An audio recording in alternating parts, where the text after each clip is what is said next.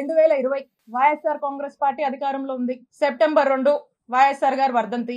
ఆ రోజున గురజాల సర్కిల్, ఆ రోజున కరెక్ట్ సంవత్సరంన్నర అయింది మేము అధికారంలోకి వచ్చినప్పుడు కృష్ణదేవరాయ గారు ఏం చేశారంటే, అతనికి ఎందుకో గాని నా మీద ఎందుకు కోపమో ఏంటో ఆ భగవంతుడికే తెలియాలి, ఆయనకే తెలియాలి కారణాలు. అతని కోసం, అతని గ్రూప్ కోసం, అతను ఇక రకరకాలు ఉంటాయిలేండి. సరే, ఆయన ఏం చేశారంటే ఈ గురజాల సర్కిల్లో ఉన్నటువంటి పోలీస్ స్టేషన్ లో అక్కడున్నటువంటి డిఎస్పీ గారిని, అక్కడున్నటువంటి సిఐ గారిని, ఇద్దరిని కూడా మాటలు చెప్పి మా అధికారాన్ని మా మీదకే వాడి వాళ్ళని, పోలీసులను బ్రైబ్ చేసి నా మీద, నేను మాట్లాడేటువంటి ఫోన్ నంబర్ మీద, నేను వాడేటువంటి నంబర్స్ మీద, మా సిబ్బంది నంబర్స్ మీద, మా ఇంట్లో వాళ్ళ నంబర్స్ మీద ఒక 6 నుంచి 7 నంబర్ల వరకు కూడా కాల్ డేటా తీసే ప్రయత్నం చేశారు. కాల్ డేటా తీయాలంటే ఎఫ్ఐఆర్ కట్టాలి. వీటి మీద ఎఫ్ఐఆర్ కట్టి, ఈ సర్కిల్లో ఎఫ్ఐఆర్ కట్టి ఈ కాల్ డేటా తీశారు. ఇది ఈ రోజున నేను ఎందుకు చెప్తున్నానంటే, మేమిద్దరం ఒకే పార్టీలో ఉన్నాం. ఇది మేము అధికారంలో ఉన్నప్పుడే జరిగింది. అప్పుడు నేను ఎమ్మెల్యేని. అప్పుడు జరిగినటువంటి విషయము నేను ఏ రోజు కూడా ఈ విషయాన్ని చెప్పే పరిస్థితి నాకు రాకూడదని నా మనసులో ఎప్పుడు అనుకుంటూ ఉండేదాన్ని. కానీ ఈ రోజున నేను ఏ తప్పు చేయకపోయినా, ఈ రోజున నన్ను బాధ పెట్టి, నా కళ్ళల్లో ఏదో కన్నీళ్లు చూద్దామని, నన్ను ఇబ్బంది పెట్టి హింసిద్దామని చెప్పి ఈ రోజున వరుస పెట్టి నన్ను టార్గెట్ చేస్తూ నన్ను ఇబ్బంది పెడుతున్నప్పుడు చెప్పక తప్పట్లేదు. కాబట్టి ఈ రోజు నేను చెప్తా ఉన్నా, ఆ రోజున మేము ఒకే పార్టీలో ఉన్నాము. వైఎస్ఆర్ కాంగ్రెస్ పార్టీ ఇంటిగ్రిటీ కోసం నేను ఆ రోజు నోరు విప్పలేదు. ఈ రోజున కూడా నేను చెప్పాలనుకోలేదు, కానీ చెప్పే పరిస్థితులు ఏర్పడ్డాయి కాబట్టి నేను చెప్తా ఉన్నాను. ఒకసారి ఆలోచన చేయండి, ఒకే పార్టీకి సంబంధించినటువంటి ఎంపీ, అక్కడున్నటువంటి ఒక బీసీ మహిళ, ఒక ఎమ్మెల్యే మీద కాల్ డేటా తీస్తారండి? కాల్ డేటా అనేది ఒక వ్యక్తి ప్రైవసీకి సంబంధించినటువంటి విషయం.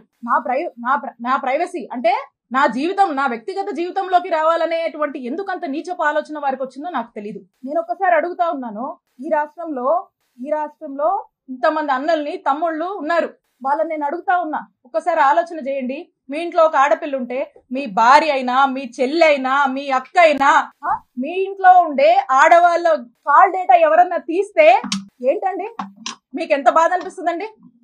మీకు ఎంత కడుపు కాలుద్దండి? అలాగే మీరు కాల్ డేటా తీసినప్పుడు నా కుటుంబ సభ్యులు కూడా అలాగే ఫీల్ అయ్యారు. ఇంత నీచుడా కృష్ణదేవరాయలు అని చెప్పి అందరూ ఫీల్ అయ్యారు. ఇది మా అధిష్టానానికి తెలుసు, మా పార్టీలో ఉన్నటువంటి పెద్దలకు తెలుసు, అప్పట్లో ఉన్నటువంటి మా పోలీస్ అధికారులకు కూడా తెలుసు. కానీ ఎప్పుడు బహిరంగంగా ఈ విషయాన్ని నేను బయటికి చెప్పే ప్రయత్నం చేయలేదు. ఇది జరిగినప్పుడు మా నాయకుడు జగన్మోహన్ రెడ్డి గారికి ఇంత మీన్ మెంటాలిటీ ఉన్నటువంటి ఈ వ్యక్తి ఈ విధంగా నన్ను ఇబ్బంది పెట్టి ఈ విధంగా చేశాడు అని చెప్పి, కాల్ డేటాలు తీస్తాడా అని చెప్పి నేను మా ముఖ్యమంత్రి గారికి షేర్ చేసుకున్నప్పుడు, 4 గోడల మధ్య జరిగినటువంటి విషయం. మా ముఖ్యమంత్రి గారు మహిళా పక్షపాతి, మహిళలంటే ఎంతో గౌరవం, 2 ఆడపిల్లల తండ్రి. ఆ ఇంట్లో ఆ 2 ఆడపిల్లలకు, ఎవరికైనా ఒక మహిళకు జరిగితే, వాళ్ళ ఇంట్లో మనుషులకు ఎలా జరిగితే ఎలా మనం బాధపడతాం, మన విషయంలో మనం ఎలా బాధపడతామో, నా విషయంలో కూడా మా నాయకుడు జగన్మోహన్ రెడ్డి గారు ఆ రోజు అంతే బాధపడి ఇమ్మీడియట్ గా అక్కడ ఉన్నటువంటి ప్రభుత్వ అధికారులకు, పోలీస్ అధికారులకు ఇన్స్ట్రక్షన్ ఇచ్చి ఇమ్మీడియట్ గా నెసరీ యాక్షన్ తీసుకోమన్నారు. ఇమ్మీడియట్ గా నిమిషాల్లో ఆ రోజు ఇక్కడ పనిచేసినటువంటి డిఎస్పీని, ఇక్కడ ఉన్నటువంటి సిఐని పిలిచి పోలీస్ అధికారులు మాట్లాడితే ఆ పోలీసులు ఏం స్టేట్మెంట్ ఇచ్చారండి? Upon the pressure of honourable MP Narasaraopet Lavu Krishnadevarayalu, upon his instructions మేము ఇది తీయాల్సి వచ్చింది అని చెప్పారు. నిమిషాల్లో సస్పెండ్ అయ్యారు ఆ పోలీసులు. ఇది చాలా మందికి తెలుసు. ఇదేదో వీళ్ళేదో కట్టుకదల్లి నా మీద ఏమాత్రం కూడా పస లేకుండా, సబ్స్టెన్స్ లేకుండా నా మీద ఏదో కేసు పెడితే నేను మాట్లాడట్లేదండి. నేను ఇదిగోండి, ఆ ఎఫ్ఐఆర్ కాపీ కూడా ఉంది. మా నంబర్ల మీద తీసినటువంటి ఎఫ్ఐఆర్ కాపీ ఇది కూడా ఉంది, ఎవిడెన్స్. అక్కడ ఉన్నటువంటి డిఎస్పీ, అక్కడ ఉన్నటువంటి సిఐ సస్పెండ్ అయ్యారు. అదందరికీ తెలుసు. నేనేదో మీలా కట్టు కదలల్లి ఏదో మాటలు చెప్దామని రాలా. ఇది ఇంత నీచమైన నిజ స్వరూపం లావు కృష్ణదేవరాయలు. అప్పుడు మా నాయకుడు అతన్ని, ఏంటయ్యా కృష్ణ, ఏంది పని అని ప్రశ్నిస్తే తల దించుకున్నాడు కృష్ణదేవరాయలు. ఆ రోజున కృష్ణ గారు తల దించుకున్నారు. తన తల తీసేసినట్టయింది ఆ రోజున.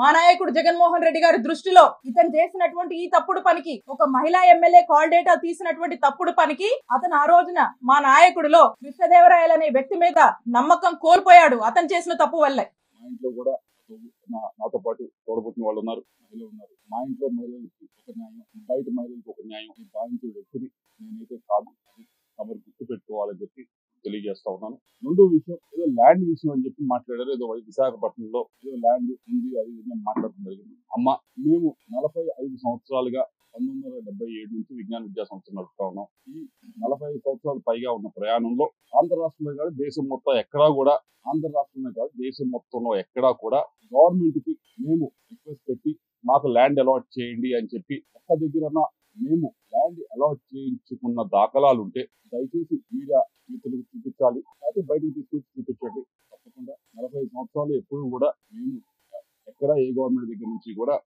ల్యాండ్ మేము విద్యా సంస్థలు పెడతాము మాకు ల్యాండ్ ఇవ్వండి అని చెప్పి మేము ఎప్పుడు కూడా అడిగింది లేదు, తీసుకుంది లేదు. వచ్చి 9 నెలలు అవుతుంది.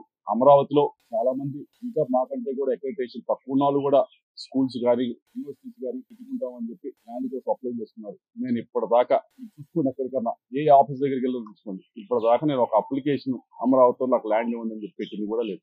విశాఖపట్నం ల్యాండ్ సంబంధించి అది 2009లో మేము అప్పుడు కాంగ్రెస్ గవర్నమెంట్ ఉన్నప్పుడు మీకు ఎవరో తప్పు ఇన్ఫర్మేషన్ చెప్తున్నారు. 2019 అని కాదు, 2009లో కాంగ్రెస్ గవర్నమెంట్ ఉన్నప్పుడు ఆప్షన్ వేస్తే అలాట్మెంట్ కాదు, అలాట్మెంట్ కి ఆప్షన్ కి కొంచెం తేడా తెలుసుకోండి.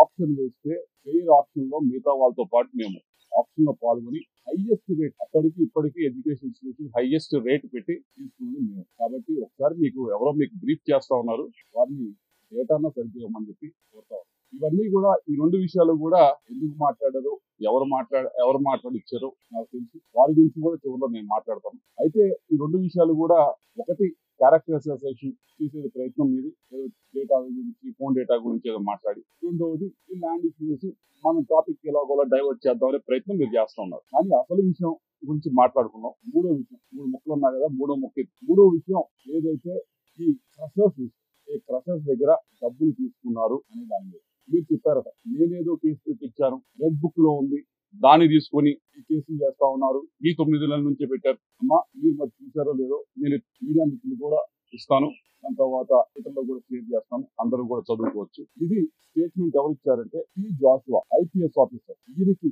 సర్వీస్ 2040 దాకా ఉంది సర్వీస్. ఆయన కెరియర్ ముందు చాలా పెద్ద కెరియర్ ఉంది. అటువంటి వ్యక్తి ఆయన సంతకం పెట్టి ఈ స్టేట్మెంట్ ని ఇవ్వటం జరిగింది. ఈ స్టేట్మెంట్ లో క్లియర్ గా చెప్పడం జరిగింది ఏమి అంటే ఈ లక్ష్మీ బాలాజీ స్టోన్ క్రషర్స్ దీనికి ఈ యాజమానికి నాకు ఎటువంటి బంధుత్వం లేదు, ఎటువంటి బిజినెస్ పరంగా ఏమీ లేదు, నాకు ఎటువంటి ఇది లేదు. ఈ బాలాజీ స్టోన్ క్రషర్స్ అనే ఆయన మీదకి ఏం చేశారనేది క్లియర్ గా చెప్పండి. 2021లో ఆగస్టు 24వ తారీఖున 2021లో మీ వైపు నుంచి మీరు ఒక కంప్లైంట్ ని వీళ్ళ పైన మీరు మూవ్ చేయడం జరిగింది. ఏమని మూవ్ చేశారు? మీ స్వహస్తాలతో మీరే మూవ్ చేశారు. నేను మూవ్ చేసింది కాదు, ఇదేదో 2024 అధికారంలోకి వచ్చిన తర్వాత చేసింది కాదు, ఇది మీరు కంప్లైంట్ పెట్టడం జరిగింది. ఈ లక్ష్మీ బాలాజీ స్టోన్ క్రషర్స్ లో చాలా అక్రమం జరుగుతా ఉంది, దీని మీద ఫైన్ వేయండి అని చెప్పి మీరు కంప్లైంట్ పెట్టారు. కంప్లైంట్ పెట్టిన దాని మీద జాషువా గారు దీని మీద ఇది చిన్న విషయం కదా అని చెప్పి యాక్ట్ చేయకపోతే మీరేం చేశారు? మీరు తిరగని ఆఫీస్ లేదు, ప్రతి ఆఫీస్ దగ్గరికి వెళ్ళారు, ఆయనకి ఫోన్ చేయించారు. మీరు బాలినేని శ్రీనివాసరెడ్డి గారి దగ్గరికి వెళ్ళలేదు. మీరు ఈ విషయం పైన ఇదిగో మేము ఇంత ఫైన్ అయిపోతా ఉన్నాం అని చెప్పి వారిని మీరు బలవంతంగా తీసుకుని వచ్చి ఇదిగో ఫైన్ అన్నా కట్టు, లేకపోతే నాకన్నా కప్పం కట్టు అని చెప్పి మీరు డబ్బులు తీసుకున్నారా లేదా? ఇవన్నీ నేను చెప్తున్నాయి కాదు, ఇది 2040 దాకా సర్వీస్ ఉన్న ఒక ఐపీఎస్ ఆఫీసరు చెప్తా ఉన్నారు. జాషువా గారు అప్పుడు ఎవరైతే విజిలెన్స్ ఉన్నారో ఎస్పీగా ఆయన చెప్తా ఉంది, ఆయన స్వహస్తాలతో ఇచ్చిన స్టేట్మెంట్, ఆయన సంతకం పెట్టిన స్టేట్మెంట్.